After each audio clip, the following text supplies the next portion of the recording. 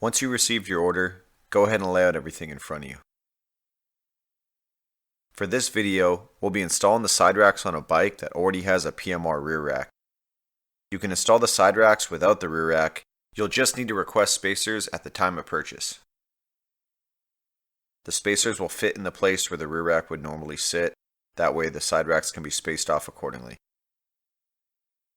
Starting on the exhaust side of the bike, you'll need to remove the side plastic fender mounting bolt. Do so using your socket wrench with extension.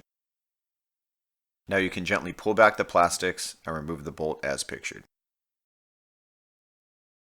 Next, you'll need to remove the foot peg mounting bolt that's closest to the rear of the bike. Now take the right side rack and align it into place. Now take two of the socket cap bolts from your hardware kit and insert one into the upper mounting location and the other into the lower mounting location. Now you can go back and snug them down using your 6mm Allen. Now simply reinstall your side plastic mounting bolt and you're done with the exhaust side. On the other side, you'll need to take the factory key to release the side plastic from the bike.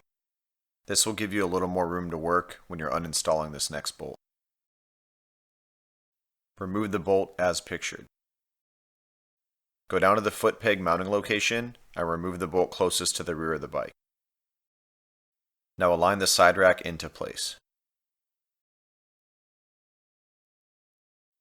For this upper mounting location, you're going to use the provided countersunk bolt. Now take the last remaining bolt from your hardware kit and insert it into the lower mounting location. Now go back and be sure to snug everything down.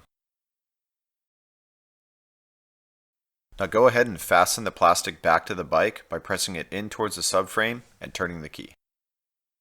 Be sure to check all mounting hardware after your first couple rides and double check everything's nice and snug. Please let us know if you have any questions. We appreciate your feedback. Thanks for watching.